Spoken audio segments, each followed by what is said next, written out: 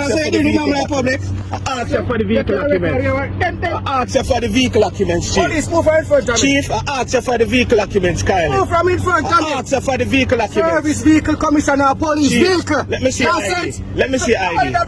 You think I say a deal? I saw you did people are talking about move from. Move from in front of me. Chief, You don't have any manners. Move from in front of me. You're rude. You're assaulting the police. I'm asking you. Hello. This is what you're doing? Hello. Listen, Mr. Police. Me must write in fact, let me call Mr. Watson. Call Mr. Watson. Call Mr. Watson. Call Mr. Watson. I can't tell me about come out the road. Me no matter where you are recording the police. Call Mr. Watson. You're rude, man. In fact, me call him. Yes, call him. You're rude. Yes. I tell him that you assault the police. Yeah. What authority have I identify myself to you. You come and stop bike in front of me about come out of me. You're rude. Someone is dying in the vehicle. You mean I know that you come. Boss, come out the road and say deal with people. I tell you to come out the road. Excuse me. Call Police, Mr. Watson. excuse me. Call Mr. Watson. Police, excuse me. Chief, call Mr. Watson. In fact, I'm going yes, to go ahead. Go ahead and proceed, Chief. Yeah, sure you said. Go ahead and proceed. Me call Mr. Shaw. You don't declare yourself. Who don't declare I know I don't see ID for you. I don't declare myself. I know I don't see ID. I don't declare myself. You take the vehicle and hit me. You know what? Me not gonna argue. You take the vehicle and hit me. Police, Chief, sorry. I'm waiting for you. I'm waiting. Sorry, do what you want. Do what you want. You're too rude. Yeah. You're rude, man. So I'm asking you. Alright. JBNN keep you informed. I'm Michelle Jones, and in the news, cops fall contract killing after colleague takes out hit on manager. Quick response by the police on Thursday morning found what they believe was a plot to murder Petrojam employee at the state-owned oil refinery plant on Marcus Garvey Drive in St. Andrew. According to sources, 3 men who were sitting in a motor car in the Petrojam parking lot in the vicinity of Gate 5 were accosted by about 7 policemen who searched the vehicle and found 2 handguns loaded with 6 bullets each. The sources said that the suspected target is a manager at the company. They also allege that early investigations have so far revealed that the gunmen were contracted by another employee. However, Petrojam officials and the police are yet to confirm this.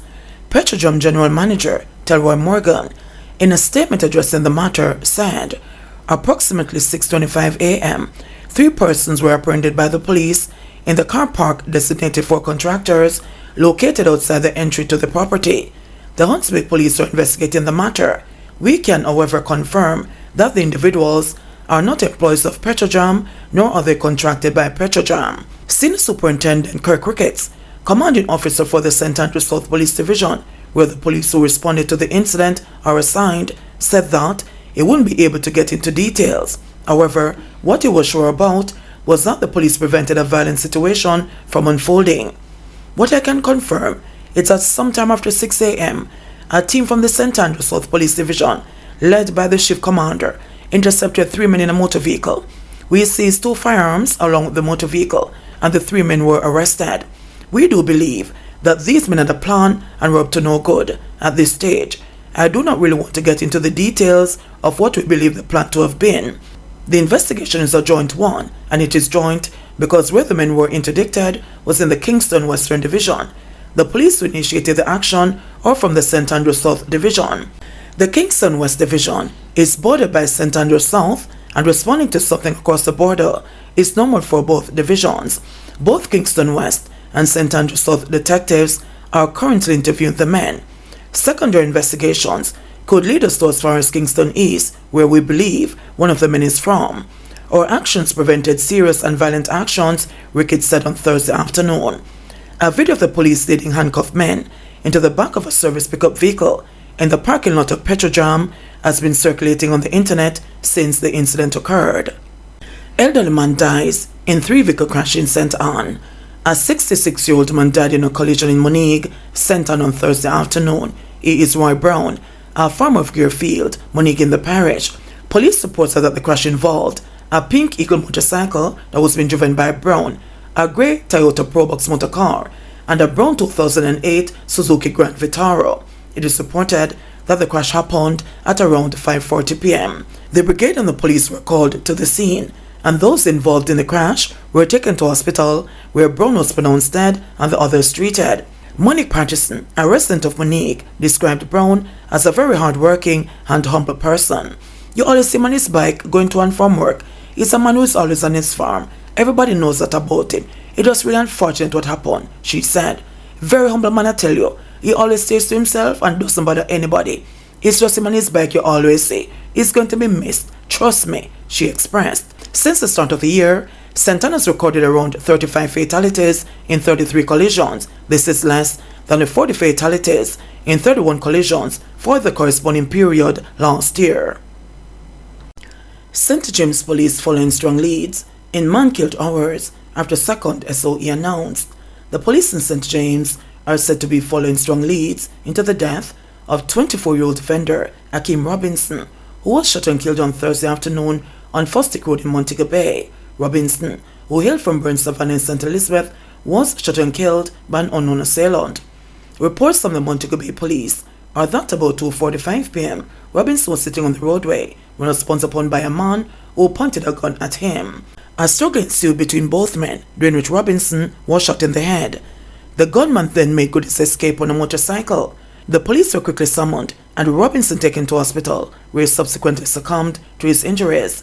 His death comes just hours after a second state of public emergency, SOE, was announced in the parish of St. James to deal with the crime situation in the parish. St. James remains the parish with the most murders recorded since the start of the year. Cabbies question wisdom behind JUC Fair cut. Taxi associations have blasted the government's decision to reduce the Jamaica Urban Transit Company, JUC Fair, as a political move, one they believe will have a serious impact on the bottom line of private transport operators. The commuters who would not take a taxi, they'll prefer to wait on the JUC bus because that fare will be $70 when the fare and taxi will be $150. I would do the same thing because of the economic situation. There's no money to spend. Transport Operators Development Sustainable Services, TOD's president, Edgerton Newman, said. On Tuesday, Minister of Finance Dr. Nigel Clark outlined a phase 2-year temporary reduction in the regular fares of the JUC from $100 to $70 come January, and for children from $30 to $25, the fares for pensioners will also be reduced from $40 to $30. In April 2024, regular fares will be further decreased to $50, children's fare to $20, and the pensioners to $25. Clark said the reduction, which is expected to cost the government $1 billion, was done to cushion the impact of the recent fare hike for public passenger vehicles on the overall inflation rate. Last month, the government announced a 19% increase in public passenger fares, excluding the JUC and the Montego Bay Metro. A further 16% increase was also announced to take effect in April 2024. But president of the All Voice Transportation Group, Lauren Oscar Finnegan, has dismissed this explanation. JUC is presently moving somewhere about 30% of the commuting public within the KMTR. What effect that 30% reduction will have in cushioning inflation? They can't tell us that, he said. And if they are doing a reduction, whether in fare or anything, so that we don't have a fallout because of inflation, then such reduction cannot be concentrated within just a particular geographical location, he said.